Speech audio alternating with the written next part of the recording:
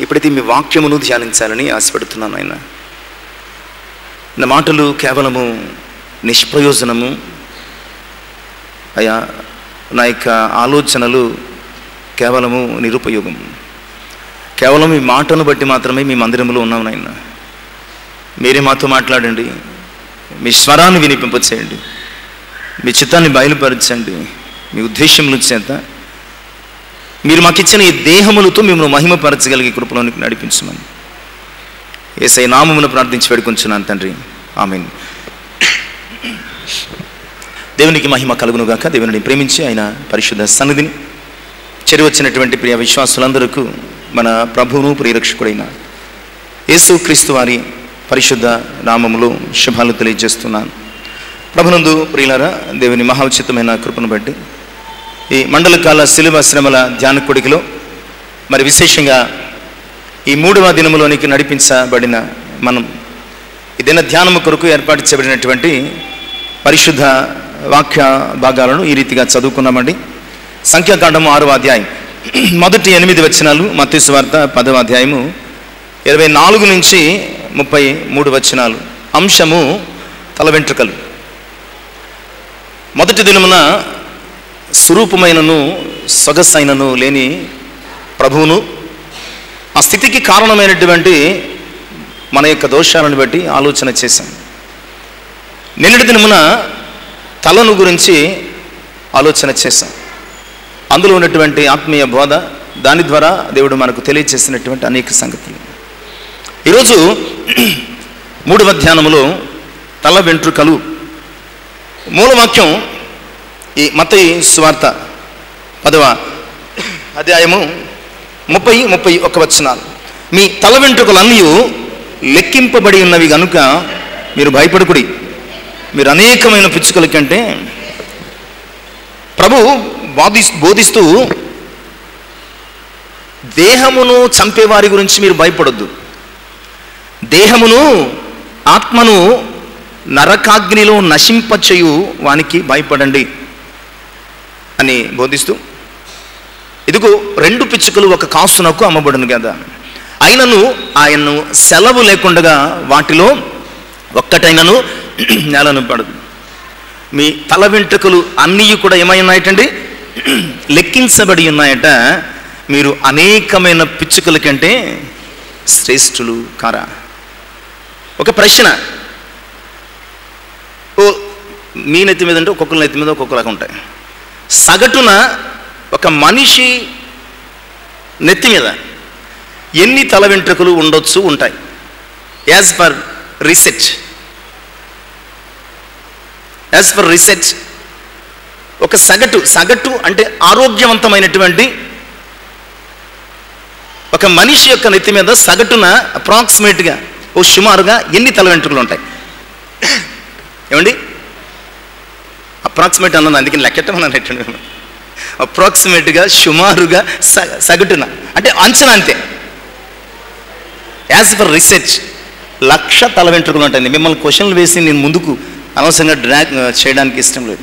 సుమారుగా అంటే 1,00,000 అంటే లక్షలు ఏమండి అనకండి. లక్షణంగా మీరు లెక్క పెట్టే లోపల 100 పడతాయి. ఇక నేనేం చెప్పేది మీకు, మీరు లెక్కెట్టే లోపల 100 పడతాయి. ఆరోగ్యవంతమైన వ్యక్తికి సగటున 30 నుంచి 40 వెంట్రుకలు రాలిపోవచ్చండి. మనం దువ్వుకున్న వెంటనే రాలిపోయిన వెంటనే మన గుండె జారిపోతుంది. ఎక్కడ జారిపోతుందో తెలియదు. ప్రతిరోజు అద్దం ముందు మనం చేసే ప్రయత్నం పనిదే. అయ్యి బాబు ఈరోజు 10 రాలని, 20 రాలని, 30 రాలని. ఏదో రోజు మనమే రాలిపోవలసి వచ్చినప్పుడు తల వెంట్రుకలు రావడంలో పెద్ద ఆశ్చర్యమేమి కూడా కాదు. సగటున 1,00,000 అంటే వారు కూడా ఏమని ఆలోచించారంటే, ఏ మనిషి నెత్తి మీద ఒక కరెక్ట్ అయినటువంటి ఫిగర్ ఇన్ని వెంట్రుకలు ఉన్నాయని చెప్పడానికి ఎవరి వల్ల కాదు. బట్ ఎక్కడ వాక్యం ఏం చెప్తుందంటే, ఒకవేళ సైన్స్ వల్ల, సైంటిస్టుల వల్ల, రీసెర్చ్ స్కాలర్స్ వల్ల నీ తల వెంట్రుకలు లెక్కించడం చేత కాదేమో, వాళ్ళ కాదేమో, కానీ నీ తలపై ఉన్నటువంటి వెంట్రుకల మొత్తము లెక్క ఆయన అంటాడు. ఒక పిచ్చుక రాలితేనే ఆయన సెలవు లేకుండా రాలదు. అలాంటిది మీ తల వెంట్రుక రాలాలో ఉండాలో ఆయన ఖచ్చితంగా లెక్క పెట్టి, ఈరోజు నువ్వు అడిగితే ఆయన ఖచ్చితంగా చెప్పగలిగినటువంటి గొప్ప దేవుడు అన్న సంగతిని, అంటే మనము ఆయనకు అంత విలువైన వారం. మనము అంటే చివరికి మన తల వెంట్రుక కూడా గడిచిన దినాల్లో కన్నీళ్ళ గురించి మాట్లాడినప్పుడు, నీ కన్నీళ్ళు నీకు విలువైనవి కావు కానీ నీ దేవునికి విలువైనవి. ఎందుకంటే నీ కన్నీళ్ళు ఎంత బాధలు వచ్చినా ఇలా తుడిచి పక్కన పడేస్తావు. ఎప్పుడైనా నీ కన్నీళ్లను ఓ బాటిల్లో పట్టుకున్నావా?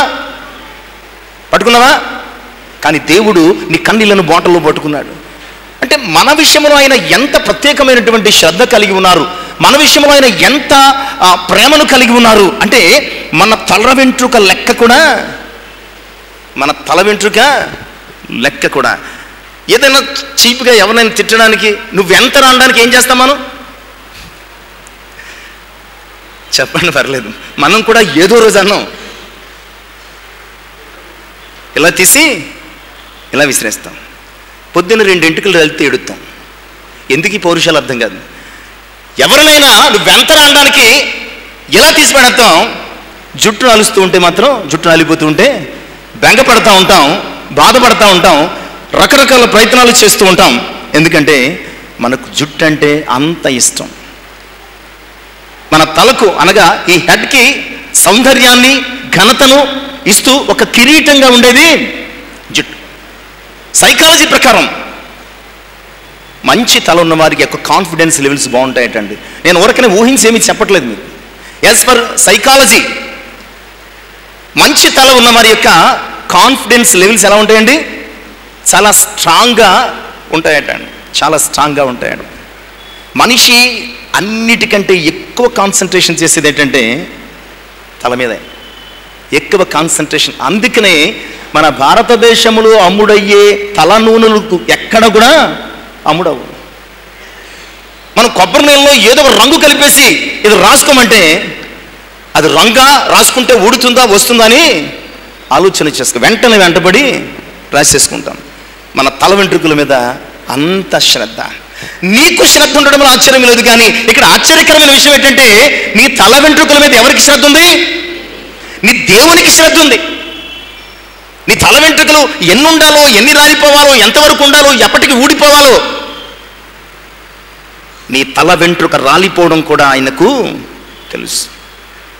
నీ మీద ఆయన అంత ఫోకస్ కలిగి ఉన్నాడు, అంత ప్రేమ కలిగి ఉన్నాడు, అంత కాన్సన్ట్రేషన్ కలిగి ఉన్నాడు, నిన్ను అంతగా ప్రేమిస్తూ ఉన్నాడు, నీ పట్ల అంత ప్రత్యేకమైనటువంటి శ్రద్ధ కలిగి ఉన్నాడు.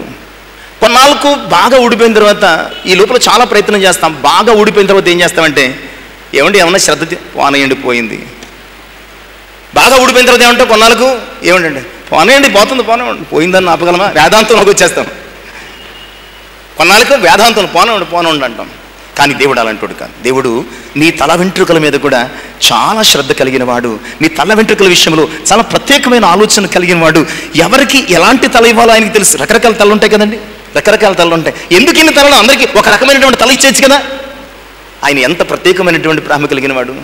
ఒకరికి సిల్కీ హెయిర్ ఉంటుంది, ఒకరికి కర్లీ హెయిర్ ఉంటుంది, ఒకరికి రఫ్ హెయిర్ ఉంటుంది, ఒకరికి డ్రై హెయిర్ ఉంటుంది, మరొకరికి ఇంకొక మాయిశ్చరైజ్ అయిపోయేటటువంటి జిడ్డు పట్టేసేటటువంటి హెయిర్ ఉంటుంది.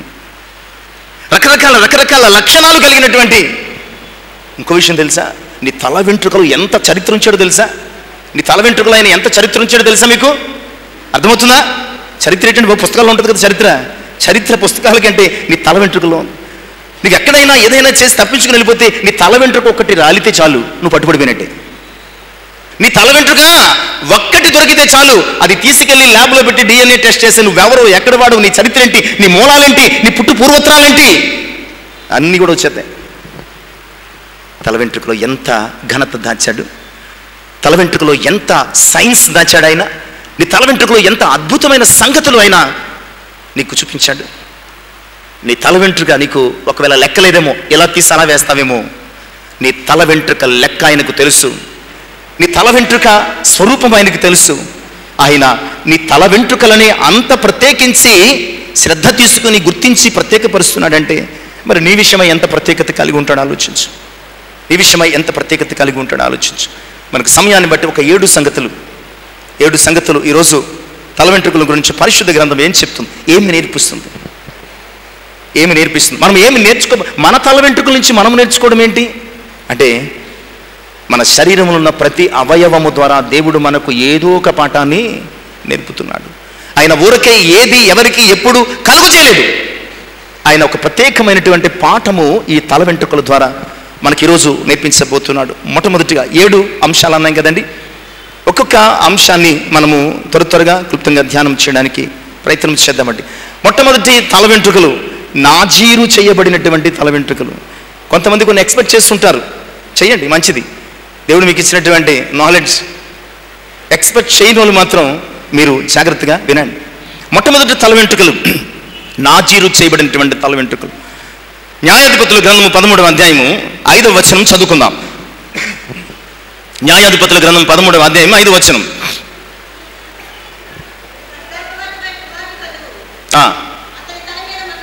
నీవు గర్భవతివై కుమారుని కందువు, అతని తల మీద మంగళ కత్తి వేయకూడదు, ఆ బిడ్డ గర్భమున పుట్టినది మొదలుకొని దేవునికి నాజీరు చేయబడిన వాడై. చాలండి. నాజీరు చేయబడినటువంటి తల వెంట్రుకలు.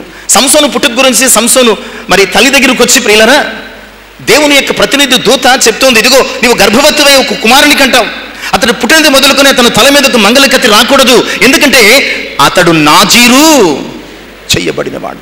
ఈ నాజీరు చేయబడిన వెంట్రుకలు ఆ వ్యక్తిని దేవుడు ప్రత్యేకపరుచుకున్నాడు అని తెలియజేస్తుంది అనమాట. ఇక్కడ సంసోను విషయంలో మాట్లాడుతున్నాడు. సంసోను తల వెంట్రుకలు నాజీరు చేయబడ్డాయటండి. అంటే సాధారణంగా ఏమన్నాడంటే అక్కడ వ్రతము అన్నాడు, కానీ కరెక్ట్ వర్డ్ ఏంటంటే వ్రతము కాదు కానీ నాజీరు అనగా ప్రత్యేకించబడిన అని అర్థం. అంటే మిగతా అందరి నుంచి, ఈ లోకము నుంచి, ఈ లోక మలినము నుంచి, మనము ఇందాక చదువుకున్న మొదటి భాగం సంఖ్యాకాండం 6వ అధ్యాయం 2 నుంచి 5 వచనాల్లో ద్రాక్షరసము కానీ శవాన్ని కానీ ఇంకా చాలా ముట్టుకోవద్దు. అంటే దట్ మీన్స్ నాజీరు చేయబడినటువంటి తల వెంట్రుకలు కలిగినటువంటి వ్యక్తి అపవిత్రమైన దానిని దేనిని కూడా ముట్టుకొనకుండగా ప్రత్యేకించబడి ఉండాలి అన్న సంగతి. మరి పరిశుద్ధ గ్రంథం ఏం చెప్తుంది? మీ దేహము దేవుని వలన మీకు అనుగ్రహించబడింది కనుక ఏమంటున్నాడు? మీ దేహములతో దేవుని మహిమపరచమంటున్నాడు. ఈ తల వెంట్రుకలు మన దేహములో భాగమా కాదా? భాగమే. కనుక అక్కడ సంసోను ప్రత్యేకించి నేను ప్రత్యేకపరుచుకున్నాను, నాజీరు చేసుకున్నాను, అతను తల మీదకు మంగళకత్తి రాకూడదు అన్నాడు. కానీ ఈరోజు యేసుక్రీస్తు రక్తములో కడగబడిన ప్రతి వాని యొక్క తల వెంట్రుకలు దేవుని కొరకు ప్రత్యేకించబడినవే. ఆయన రక్త ప్రోక్షణ మన శిరస్సు మీద ప్రోక్షించబడింది. మన తల వెంట్రుకలు మొదలుకొని అరికాలు వరకు దేవుని మహిమ కొరకు మనము ప్రత్యేకించబడిన వారము, దేవుని సొత్తుగా మనము ప్రత్యేకించబడిన వారం, దేవుని కొరకు వాడబడడానికి మనము ప్రత్యేకించబడిన వారం. అలాంటి వ్యక్తులంగా సంసోనుతో అంటున్నాడు, నీవు అతడు కాదు, ముందు నీవు అతడు గర్భములో ఉంటుండగా నీవు ద్రాక్షరసమును కానీ మరి ఏ ఇతర అపవిత్రతను నీవు కలుగ చేసుకోనకూడదు. ఇక్కడ సంఖ్యాకాండం 6వ అధ్యాయం 2 నుంచి 5 వచనాల్లో నాజీరు చేయబడినటువంటి వ్యక్తి ద్రాక్షరసమును కానీ మద్యమును కానీ అపవిత్రమైన దేన్ని కానీ శవమును కానీ చివరికి బంధువులు ఎవరు చనిపోయినా ముట్టుకోకూడదంటాడు. ఒకవేళ అలా ముట్టుకుంటే వ్రతము చెడిపోయినట్లే. అక్కడి నుంచి ఆ 7వ దినమున 8వ దినమున ఆ మొత్తం తల గురిగించుకుని వెళ్ళాలి. ఈరోజు మనము ప్రత్యేకించబడిన వారము, దట్ మీన్స్ నాజీరు చెయ్యబడిన వారం. అందుకని మన తల వెంట్రుకల మీద ఆయనకు అంత శ్రద్ధ. మనము నాజీరు చేయబడినటువంటి తల వెంట్రుకలు కలిగిన వారం, మనము ప్రత్యేకించబడినటువంటి తల వెంట్రుకలు కలిగిన వారం. మన యొక్క మరి ఈ తల వెంట్రుకలతో లేదా నాజీరు చేయబడినటువంటి ఈ జీవితాలతో పవిత్రతను కలిగి దేవునిని మహిమపరచాల్సినటువంటి అవసరత కలిగి ఉన్నామన్న సంగతిని గుర్తు చేస్తున్నాను. కనుక ఇది నా తల అంటారేమో, ఇది నీ తల కాదు, దేవుడు నీకు ఇచ్చినటువంటి తల. దేవుడు నీకు ఇచ్చినటువంటి తల, నీ అరికాలు మొదలుకుని నడినెత్తి వరకు దేవుడు నీకు ఇచ్చినటువంటి ప్రతి సౌందర్యమును బట్టి, ప్రతి అందమును బట్టి, ప్రతి ఘనతను బట్టి, ప్రతి సౌష్ఠతను బట్టి నీవు దేవునిని మాత్రమే మహిమపరచ మద్దురాలవై ఉన్నామని జ్ఞాపకం చేస్తున్నాను. ఇక రెండవ విషయానికి మనం వద్దామండి. గొరిగించబడిన తల వెంట్రుకలు. గొరిగించబడిన తల వెంట్రుకలు. న్యాయాధిపతుల గ్రంథము 16-19. న్యాయాధిపతుల గ్రంథము 16-19 వచనం. ఆమె తన తొడ మీద నిద్రపుచ్చి ఒక మనుషుని పిలిపించి వాని చేత అతని తల మీద 7 జడలను క్షౌరము చేయించెను. వాదించుటకు మొదలు పెట్టాను. మనము ఈ వ్యక్తిని 13వ అధ్యాయంలో చూసాం. అతడు పుట్టక ముందు దేవుడు అంటున్నాడు, ఇదిగో అతడు నాజీరు చేయబడిన వాడు, అతని తల మీదకు కనీసం మంగళకత్తి రాకూడదు. ఎదిగాడు, బలవంతుడయ్యాడు, అనేక గొప్ప కార్యాలు చేశాడు. ఎందుకో సంసోను తన బలాతిశయమును బట్టో తన సౌందర్యమును బట్టో పడిపోయాడు. తన బలాతిశయమును బట్టో తన సౌందర్యమును బట్టో ఏమైపోయాడండి? పడిపోయాడు. పడిపోయి తన తల వెంట్రుకలతో దేవునిని మహిమపరచాల్సినటువంటి సంసోను తల తీసుకెళ్ళి ఎక్కడ పెట్టాడు? దెలీలా తొడ మీద పెట్టాడు. ఊరుకుంటుందా? మొత్తం గుండు గొరిగించేస్తుంది. దేవుడు నీకు ఇచ్చిన ప్రత్యేకతను నీవు లోకముతో చెప్పాల్సిన అవసరం లేదు. దేవుడు నీకు ఇచ్చినటువంటి ప్రత్యేకతను నీవు లోకమునకు లొంగిపోయి అప్పచెప్పాల్సిన తాకట్టు పెట్టాలి. చాలాసార్లు ఈరోజు క్రైస్తవ విశ్వాసులుగా దేవుడు నీకు ఒక ప్రత్యేకత ఇచ్చాడు. పాడడము, లేదంటే ఇన్స్ట్రుమెంట్ వాయించడము, లేకపోతే మరొకటో ఈ యొక్క దేవుని మహిమార్థమై వాడాల్సినటువంటి నీ ప్రత్యేకతలను ఈరోజు క్రైస్తవ విశ్వాసమైన మనం ఏం చేస్తున్నామంటే లోకానుసారమైనటువంటి అంశాల కొరకు, అవసరతుల కొరకు వాడుతూ ఆయన పరిశుద్ధతను కోల్పోతున్నాం. దేవుని కొరకు నిలవాల్సిన, ఆయన ప్రజలను విడిపించాల్సిన ప్రియులారా తనకి ఇవ్వబడినటువంటి నాజీరు తలతో ఒక ప్రతిష్ఠితుడిగా లోకములో గుర్తించబడాల్సినటువంటి ఈ సంసోను తీసుకెళ్ళి దెలీలా ఆ తొడ మీద పెట్టాడు. ఆమె వచ్చి ఏం చేసిందని మొత్తం గొరిగించేసింది. పూర్వం గుండె ఎవరు కుట్టేవారు? పూర్వం ఎవరైనా ఒక తప్పు చేస్తే, ఓ దొంగతనము లేకపోతే సమాజంలో ఒక వ్యతిరేకమైనటువంటి పని చేస్తే ఓకే అండి, గుండు గీసి గాడిద మీద ఊరేగించేవారు. అంటే అవమానించేవారు. వీడి తప్పు చేశాడు, వీడి నేరం చేశాడు, వీడి యొక్క స్థితి కలిగి ఉన్నాడు. ఇక్కడ సంసోను పరిస్థితి కూడా అదే. గుండు గీసి తిరగల విసరడానికి కూర్చోబెట్టారు. ఇదిగో ఇతడే ఫిలిస్తీయులను తొందర పెట్టినవాడు, ఫిలిస్తీయుల మీద తొడగొట్టినవాడు, ఫిలిస్తీయులను చంపేసినవాడు, మా దేవత ఇతరులను మా చేతికి అప్పగించి. దేవుని కొరకు ప్రత్యేకించబడిన నీ యొక్క తలను అందుకని పెద్దలు అంటారు, ఏమంటారు తెలుసా?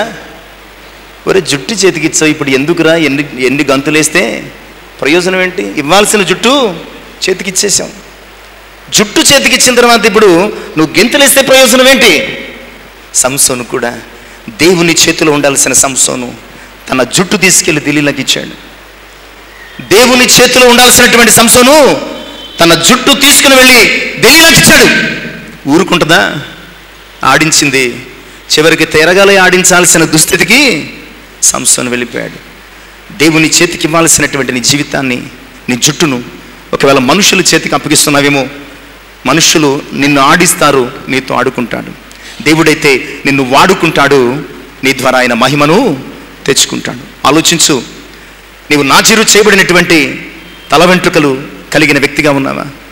లేదా నీ ప్రత్యేకతను ఈ లోక సంబంధమైనటువంటి వ్యక్తుల దగ్గర తాకట్టు పెట్టి ఆ ప్రత్యేకతను పోగొట్టుకుని అవమానకరమైనటువంటి స్థితిలో నీవు వారు ఆడించినట్లు ఆడుతున్నావా? ఆలోచించు. ఇక మూడవ తల వెంట్రుకలు, ప్రాణం తీసిన తల వెంట్రుకలు. ఇక మూడవ తల వెంట్రుకలు మీకు తెలియదేమో, జుట్టుతో ప్రాణం కూడా తీసేయచ్చు.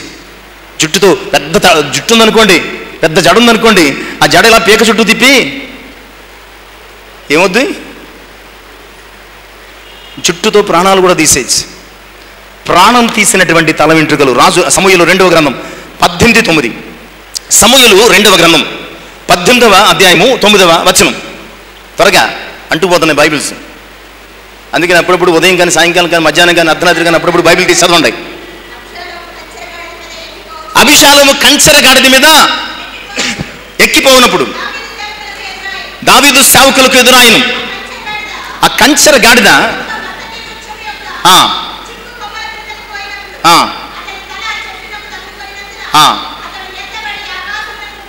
అతని తల చెట్టునకు, ఆ మస్తకి వృక్షానికి తగులుకొనినందున అతని శరీరం అంటండి ఆకాశానికి భూమికి మధ్య వేలాడుతుందంటండి. చాలండి, ఆ గాడిద ఏమైపోయింది? పారిపోయింది. అబిషాలోము చాలా అందగాడు. అబిషాలోము అంటండి పుట్టిన దినములలో ఇశ్రాయేలు ప్రజలందరిలో కూడా 12 గోత్రములందరిలో కూడా అబిషాలోము వంటి అందగాడు ఎవ్వరు కూడా లేరటండి. సమూయేలు 2వ గ్రంథం 14వ అధ్యాయం 25, 26 వచనాలు ఉంటాయండి విషయాలు. అతని తల చాలా అందమైందటండి, చాలా ఒత్తైందట. అతడు సంవత్సరానికి ఒక్కసారి తల భారముగా ఉండి తల తీసుకుంటే 200 తులముల ఎత్తు వచ్చేదటండి. 200 తులముల ఎత్తు తల, అంత పెద్ద తలండి. ఈరోజు మీకు తెలియదేమో, తల ద్వారా కొన్ని కోట్ల వ్యాపారం జరుగుతుంది ప్రపంచవ్యాప్తంగా. గీసేసిన, కట్ చేసేసిన, ఇలా దులిపేసుకుంటావు కదా కటింగ్ చేసుకున్న తర్వాత, ఆ తలతో కొన్ని కోట్ల వ్యాపారం జరుగుతుంది, కొన్ని కోట్ల ఆదాయము వస్తుంది. దాని ద్వారా విక్స్ తయారు చేస్తూ ఉంటారు, లేదా రకరకాల వస్తువులకు ఉపయోగిస్తూ ఉంటారు. పిల్లరా, ఇతడు కట్ చేస్తే, సంవత్సరానికి ఒకసారి కట్ చేస్తే 200 తులముల ఎత్తుగల తల వచ్చేదట. అంత అందమైన తల, అంత గిరజాల జుట్టు. ఇలా తల పెంచుకుని, రాజకుమారుడు పెంచుకుని ఆ రోడ్ల మీద తిరుగుతూ ఉంటే జనం చాలా అబిషాలోమును పొగిడేవారు. ఈ అందము, ఈ తల, ఈ కేశ సౌందర్యం అబిషాలోము కన్నులు ఎక్కడికి తీసుకొచ్చింది? నెత్తి మీదకి తీసుకొచ్చింది. తండ్రి మీద తిరగబడ్డాడు, తండ్రిని చంపడానికి కూడా వెనుకాడలేదు. చివరికి యోవాబు చేత తరమబడుతున్నప్పుడు పారిపోతూ పారిపోతూ పారిపోతూ ఆ తల, ఆ గుర్రం మీద పరిగెడుతుంటే, గాడిద మీద పరిగెడుతుంటే ఆ తల ఇలా పైకి ఎగిరి ఆ పైకి చిక్కుకుంది. పైకి చిక్కుని గాడి వెళ్ళిపోయింది. ఇతను మాత్రం ఆ కొమ్మలకు వేళ్లాడుతున్నాడు. యోవాబు వచ్చాడు. ఆ తర్వాత వచనంలో ఉంటుంది, పనివాడిని చూశాడు, బాణం వేసి చంపేయి, రాజు దగ్గర నేను మాట ఇచ్చాను, రాజు అబిషాలోమును చంపొద్దని అందరికీ, నువ్వు చంపబోతే నేను చంపలేనని చెప్పేసి బాణాలు వేశాడు. చచ్చాడు లేదని ఒక బాణం తీసి సరిగా గుండెల్లో కొట్టాడు. అబిషాలోము చచ్చాడు. ప్రియులారా, అబిషాలోముకు దేవుడిచ్చినటువంటి అందమైనటువంటి తలను బట్టి జనులు అతనిని పొగుడుతూ ఉండగా, నా అంత అందగాడు లేడు, నా తండ్రి తర్వాత నేనే రాజును, అంతవరకు నేను ఉండాల్సిన అవసరం ఏముంది, ఇప్పుడే నా తండ్రిని చంపి నేను రాజును అయిపోతాను. దేవుడు నీకు ఇచ్చినటువంటి తలను బట్టి చాలాసార్లు అతిశయపడుతున్నావు. దేవుడు నీకు ఇచ్చిన చాలామంది తలను బట్టి అతిశయపడుతూ ఉంటారండి, నిజమా కాదా? వారికి దేవుడు ఇచ్చినటువంటి జుట్టును బట్టి అతిశయపడుతూ ఉంటారు, అతిశయపడుతూ ఉంటారు. ఇలా ఎత్తారు, అలా ఎత్తారు, ఇలా ఎత్తారు, అలా ఎత్తారు. అందుకని తగిలేసింది అబిషాలోముకి. ఎందుకు తెలిసింది? ఎలాగేసి అలాగేసి ఇలాగేసి అలాగేసి ఎక్కడో తగిలేస్తుంది. ఆ తర్వాత తన్నుకుని పడిపోతాను, తన్నుకుని పడిపోతాను. అందుకని ఎస్పెషల్లీ నేను చెప్పాను, సగం గుండెలు అలాగే కనబడుతున్నాయి. నేను చెప్పాను ఏమని, ఎవరో లేదు, సగం అలాగే కనబడుతున్నాయి. అందుకనే ఇలాంటి భయంకరమైనటువంటి పాపాల్లో పడిపోకుండా స్త్రీ ఎప్పుడు కూడా ముసుగు వేసుకుని ఉండాలి అని వాక్యం సెలవిస్తుంది. ముసుగు వేసుకుని ఉండాలని. అరగుండు ఫుల్ గుండులాగా, అర ముసుగు ఫుల్ ముసుగు మంచిది, అది మీ యొక్క కంఫర్ట్, నేనేం కాదను. కానీ సేవకునిగా వాక్యం చెప్పాలి, నేను ఖచ్చితంగా చెప్పాలి, స్పష్టంగా చెప్పాలి, అర్థమయ్యేటట్టు చెప్పాలి. లేకపోతే మా పాస్టర్ గారు చెప్పలేదండి మీరు చెప్పినట్టు అంటే తర్వాత దేవునికి మహిమకరం కాదు. నీ జుట్టు నీకు చాలాసార్లు ప్రాణాపాయం తీసుకొస్తుందండి, నీకు తెలియదేమో. నీ జుట్టు నిన్ను చాలాసార్లు, నీ యొక్క ఆ కేశ సౌందర్యము, చాలాసార్లు ఆ జుట్టును రకరకాలుగా అలంకరించుకుంటారు. నిజమే, చిన్నపిల్లలుగా ఉన్నప్పుడు నువ్వేం చేసినా పర్లేదు, ఎదిగిన తర్వాత నీ జుట్టు దేవునికి మహిమకరంగా దువ్వుకోవాలా, నీ జుట్టును దేవునికి మహిమకరంగా అల్లుకోవాలి. విపరీతమైనటువంటి శిరోభూషణముల చేత నీ జుట్టును లోక ఆకర్షణ కొరకు ప్రదర్శించకు. ఇలాగలా తిప్పుకుని నడిస్తే ఎలా కుదురుద్ది? ఆ జుట్టు ఎక్కడైనా తగిలితే ఎంత ప్రమాదకరం. నేను దైవిక సంబంధంగానే ఒక హెచ్చరికగానే చెప్తున్నాను. దేవుడు నీకు ఇచ్చినటువంటి తలను దేవునికి మహిమకరంగా వాడు. అబిషాలోము అలా వాడలేకపోయాడు. తన జుట్టు ఇలా ఎగరేసుకుంటూ నేనే రాజును అని తిరిగాడు. ప్రియులారా, రాజ్యానికి వెలుపల ఓ దిక్కుమాలిన చావు, నింగికి నేలకు వేలాడినట్లు మనం కూడా స్వర్గములో విహరిస్తూ ఉంటాం మనకి ఇవ్వబడినటువంటి అందమైన జుట్టును బట్టి. ప్రియులారా, జగత్తు సుమ ఎప్పుడు కూడా నీవు నేల మీదే ఉండాలి, ఎందుకంటే ఆయన ఆకాశమందు నిన్ను చూస్తూ ఉన్నాడు. కనుక అబిషాలోము తల వెంట్రుకలు ఏం చేస్తాయండి? అబిషాలోము ప్రాణాలు తీస్తాయి. మరి నీ యొక్క తల వెంట్రుకలు నీవు ఎలాగూ ఎవరికి మహిమకరంగా వాడుకుంటున్నావు? ఒకవేళ నీకు హానికరంగా, అపాయకరంగా మార్చుకుంటున్నావేమో ఆలోచన చేసుకోవలసిందిగా తెలియజేస్తున్నాను. నీ తల వెంట్రుకలు దేవునికి మహిమకరంగా ఉపయోగించు. ఇక 4వ విషయం చూద్దామండి. నెరసిన తల వెంట్రుకలు. సామెతల గ్రంథము 16వ అధ్యాయం 31వ వచనం. సామెతల గ్రంథము 16వ అధ్యాయము 31వ వచనం. నెరసిన వెంట్రుకలు. ఇప్పుడు చెప్పండి, చాలండి, ఇప్పుడు చెప్పండి. నేను ఎవరిని గురించి టార్గెట్ చేసుకుని చెప్పటం లేదు, దయచేసి వినండి. వాక్యం చెప్తుంది, జ్ఞాని అయిన సొలొమోను చెప్తున్నాను. ఓకే, నీ వయస్సును బట్టి తల తెల్లబడిపోయింది అనుకోండి, వయస్సును బట్టి మంచిదే, సమ్మతమే. ఇప్పుడు వేస్తారు ముసుగులు, ఇప్పుడు వేస్తారు అనమాట ముసుగులు, సమ్మతమే. బట్ ఓ 70 ఏళ్ళు, ఓ 60 ఏళ్ళు వచ్చాయి, అది ఎంతవరకు సమ్మతము అని ఆలోచన చేస్తే, దేవుడు నీకు ఇచ్చినటువంటి కిరీటాన్ని నువ్వు పాడు చేసుకుంటున్నావు అనమాట అండి. దేవుడు నీకు ఇచ్చినటువంటి కిరీటాన్ని, తద్వారా వచ్చే ఘనతను పాడు చేసుకుంటున్నాం. ఎందుకంటే నెరసిన వెంట్రుకలటండి కిరీటం అట, అవి ఘనతకు కారణం. చూడండి, తల నెరిసిన వారిని చూసి మనం ఏం చేస్తాం? అనుకోకుండా చేతులెత్తి నమస్కరిస్తాం. ఎందుకంటే అది వారి అనుభవము, అది వారి ఘనత, అది వారికి దేవుడిచ్చినటువంటి ఒక గొప్ప కిరీటం. కిరీటం అంటే అధికారం. అంటే తల నెరిసిన వారి ఆ అనుభవము అధికారానికి సాదృశ్యం, ఘనతకు సాదృశ్యం, గొప్పతనానికి సాదృశ్యం. ఈరోజు మన తల నెరవడం అనేది మనకు దేవుడిచ్చే ఘనత అనస. ఒకవేళ ఏజ్ని బట్టి, టెన్షన్స్ని బట్టి, ఈరోజు టెన్షన్స్ని బట్టి ఏమవుతుందండి? టెన్షన్స్ని బట్టి, ప్రెషర్ని బట్టి ఏమవుతుంది? జస్ట్ 15 ఇయర్స్ నుంచి కూడా తల తెల్లబడిపోతుంది. ఒక 20, 30, 40 వచ్చేటప్పటికి కంప్లీట్ తెల్లగా అయిపోతుంది. వాళ్ళు ఏదో ఉద్యోగాలకు అంటే వెయ్యమని నేను చెప్పడం లేదండి, వెయ్యమని నేను అంటం లేదు. కానీ ఒకవేళ అవసరం ఓ 70 ఏళ్లకు, ఒక 80 ఏళ్లకు, ఓ 90 ఏళ్లకు మనకంత అవసరం అయితే లేదు. అది దేవుడిచ్చిన ఘనతగా, దేవుడిచ్చిన దీర్ఘాయుష్ను మనము లోకానికి చూపించేదిగా, అది మనం ఒక కిరీటంగా భావించగలిగితే అది మనకి ఆశీర్వాదకం. లేదు అంటే కనుక ఏదో ఒక డై పడలేదనుకోండి, ఏదో ఒక డై కర్మకాలి మనకు పడలేదు, ముఖము ముక్కు అన్నీ ఏకమైపోయేలాగా ఎలర్జీ వచ్చేస్తుంది. ముఖము ముక్కు ఏకమైపోయేలాగా ఎలర్జీ వచ్చేసి లేనిపోని సమస్య. కనుక నెరసిన తల వెంట్రుకలు ఎప్పుడు కూడా ఏమిటట?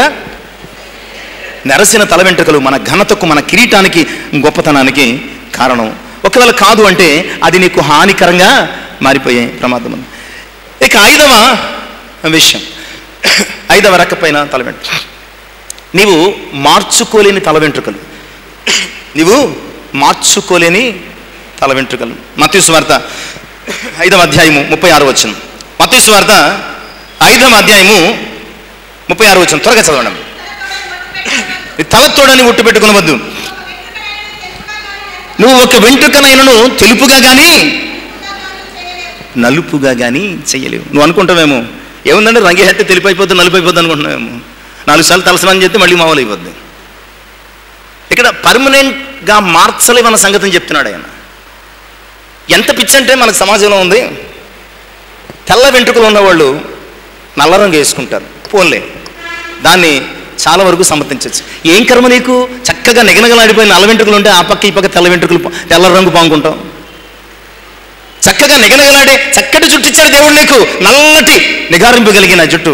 తెల్ల వెంట్రుకలు వచ్చినాడేమో రంగు వేసుకుంటే నీకేంటి? ఇక్కడ ఒక తెలుపు, అక్కడ ఒక తెలుపు, ప్యాచ్ వర్క్ అనమాట. ఎన్నాళ్ళు సైకిల్ ట్యూబులు వేసేవారు ప్యాచ్ వర్క్, ఇప్పుడు తలలు వేసుకుంటున్నారు. అక్కడో తెలుపు, ఎక్కడో తెలుపు. ఈ కొంగ ఏమన్నా రెట్టేసిందా అన్నట్టు ఉంటుంది.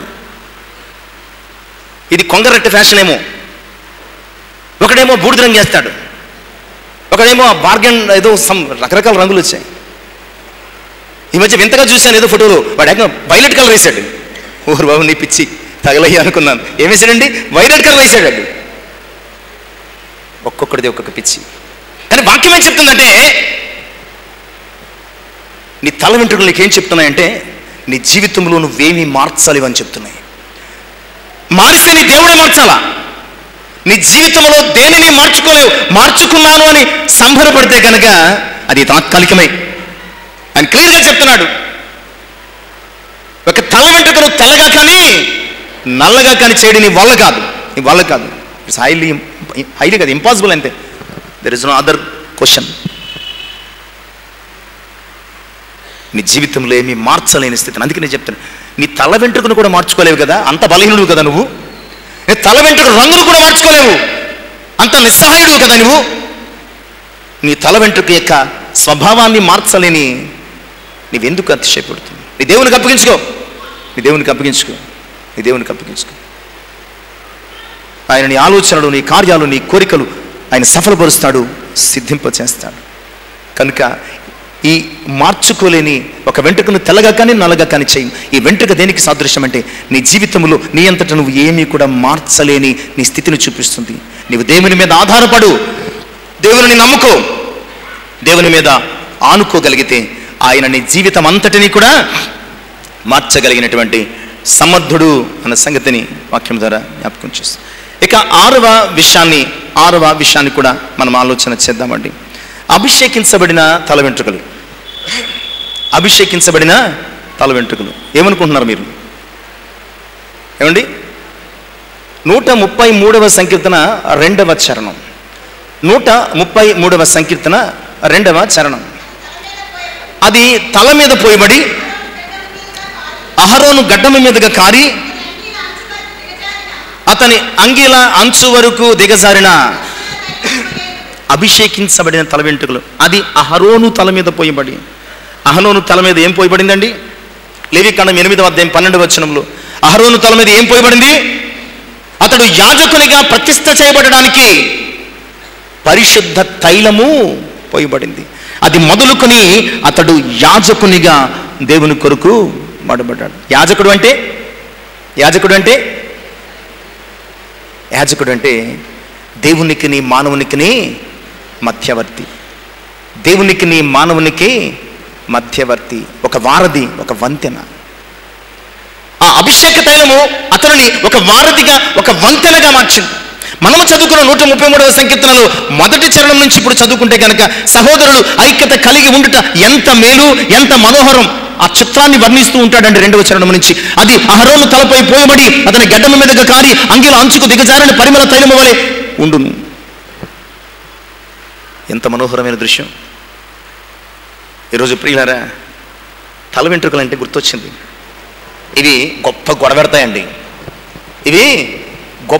అంతే. కుళాయిల దగ్గర ఎప్పుడైనా చూసారా మీరు? కుళాయిల దగ్గర అంటే మనకి ఆ యొక్క ప్రాబ్లం లేదండి, ఎవరికి వాళ్ళకి నూతులు అవి ఇవి ఉన్నాయి. టౌన్లో కుళాయిల దగ్గర చూడాలండి, పొద్దున్నే 5 గంటల నుంచి మొదలెడితే 10 గంటల వరకు ఫుల్ ఎంటర్టైన్మెంట్ మీకు. టౌన్ల దగ్గర ఉన్నటువంటి కుళాయిల దగ్గర చూస్తే నీళ్లు కొరకు కొట్టుకుని జుట్లు అట్టుకుని ఆ బురదలో దొర్లేసినటువంటి స్థలాలు ఎన్నో ఉన్నాయి. జుట్టు అట్టుకుని కొట్టేసుకుంటారు అనమాట. జుట్లు అట్టుకుని ఈడ్చేసుకుంటారు. నేను ఊరకనంటం లేదు, ఇది టౌన్లో ఉదయం లేస్తే కనిపించే సీన్. ఇది నీళ్ళ కరువుతో వేసవికాలం వస్తే ఇప్పుడు కనిపిస్తాయండి. ఎప్పుడైనా మీరు అలా టౌన్లోకి వెళ్ళినప్పుడు చూడండి, కుళాయిలో ఉన్న చోట ఎక్కువ, స్లమ్స్లో చూడండి ఎక్కువ, మీకు అర్థమవుతుంది. స్లమ్స్లో చూడండి, జుట్లు పట్టుకుని కొట్టేసుకుంటూ ఉంటారు, జుట్లు పట్టుకుని ఈడ్ చేసుకుంటూ ఉంటారు. భలే గొడవలు పెడతాయండి. నీ తల వెంట్రుకలు గొడవలు పెట్టే తల వెంట్రుకలుగా ఉన్నాయా?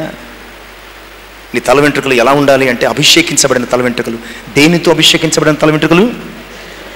సహోదర ప్రేమ చేత అభిషేకించబడిన తల వెంట్రుకలై ఉండాలి. ఈ తలపై పోబడినటువంటి అభిషేకం దేనికి సాదృశ్యం అంటే సహోదర ప్రేమకు సాదృశ్యం. ఆ సహోదర ప్రేమ ఎలా ఉందంటే అహరోను తలపైన పోయబడినటువంటి అంగిల అంచుకు దిగజారినటువంటి మొత్తము అహరోనును తడిపేసిందండి, తల మీద పోయబడి. ఇవి అభిషేకించబడినటువంటి తల వెంట్రుకలు. ప్రియులారా, నువ్వు జుట్టు కొట్టుకునే వ్యక్తిగా ఉన్నావా? సహోదర ప్రేమతో క్షమించే వ్యక్తిగా ఉన్నావా? నీవు జుట్టు పట్టుకుని రోడ్డు మీద కింద పడి దొర్లి నీ కక్షను, ప్రతీకారాన్ని తెచ్చుకునే వ్యక్తిగా ఉన్నావా? లేక సహోదర ప్రేమను అభిషేకముగా కలిగినటువంటి వ్యక్తిగా నువ్వు ఎదుటి వ్యక్తికి జుట్టు ఇవ్వద్దు, ఎదుటి వ్యక్తి జుట్టు పట్టుకోవద్దు. దట్ మీన్స్ సమాధానంగా ఉండు. అమ్మ పట్టుకుంటావా? పట్టుకో, నేను తర్వాత పట్టుకుంటాను. ఓ సమాధాన సంబంధమైనటువంటి వ్యక్తిగా నువ్వు ఉండాలి. ఓ సమాధాన సంబంధమైనటువంటి వారధిగా ఉండాలి. అహరోను తన తల మీద అభిషేక తైలము పోసినప్పుడు దేవునికి మానవునికి వారధి ఎలాగయ్యాడు, మధ్యవర్తి ఎలాగయ్యాడు. అదే ఓ క్రైస్తవ విశ్వాసిగా నీ మీద ఆయన పరిశుద్ధాత్మ నిన్ను రక్షించి నీ మీద ఆయన పరిశుద్ధాత్మ అభిషేక తైలము పెట్టినప్పుడు నీవు జుట్టు పట్టుకునే వ్యక్తిగా కాదు, నీవు సహోదర ప్రేమతో ఎదుటి వ్యక్తిని సన్మానించే వ్యక్తిగా ఉండాలి అన్న సంగతిని దేవుని యొక్క వాక్యం ద్వారా జ్ఞాపకం చేస్తున్నాను. ఇక చివరి అంశానికి నడిపించబడదాం ప్రియులారా. యోహాను సువార్త 12వ అధ్యాయం, పాదములు తుడిచిన తల వెంట్రుకలు, 3వ వచనం. యోహాను సువార్త 12వ అధ్యాయము 3వ వచనం. అప్పుడు మరియా మిక్కిలి విలువగల అచ్చ జటామాంసి అతరు ఒక సేరున్నర ఎత్తు తీసుకొని యేసు పాదములకు పూసి తన తల వెంట్రుకలతో ఆయన పాదములు తుడిచాను. గుడ్డ పట్టుకోవచ్చు కదా, చెంగుతో తుడవచ్చు కదా, కర్చీఫ్తో తుడవచ్చు కదా. ఆప్షన్ ఉందా లేదా చెప్పండి? ఆప్షన్ ఉందా? ఒక టవల్ పట్టుకు తుడవచ్చు, ఒక కర్చీఫ్ పట్టుకు తుడవచ్చు, కనీసం చీర కొంగు తీసి తుడవచ్చు. బట్ ప్రియులరా, ఆమె తన తల వెంట్రుకలతో తుడిచిందట అండి. తల వెంట్రుకలతో తుడిచింది. ఇది ఆమె విధేయతకు, కృతజ్ఞతకు సాదృశ్యం. ఆమె విధేయతకు, కృతజ్ఞతకు సాదృశ్యం. ఇక్కడ మనం గమనించాల్సిన ఒక ప్రధానమైన విషయం ఉంది. ఆయన పాదాల మీద అచ్చ జటామాంసి అత్తరు పూసింది. పాదాలన్నీ అత్తరుతో తడిసి ముద్దయ్యాయి. ఇల్లంతా అత్తరు వాసనతో ఉంది. ఓ టవల్ తెచ్చి తుడొచ్చు, చెంగుతో తుడొచ్చు, లేదంటే మరొక దాంతో తుడొచ్చు. బట్ ఆమె దేంతో తుడిచింది? ఆ పరిమళము ఆయన పాదాలకు మాత్రమే కాదు, మరి ఆ తల వెంట్రుకలకు కూడా అంటుకుంది.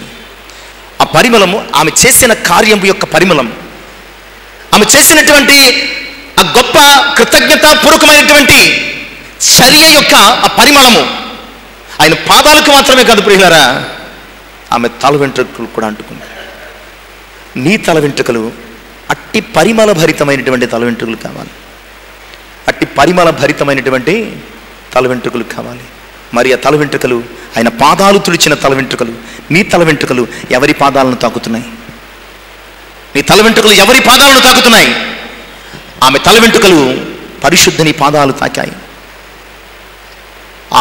ఆ తల వెంట్రుకలు అత్తరు వాసనతో నింపబడ్డాయి.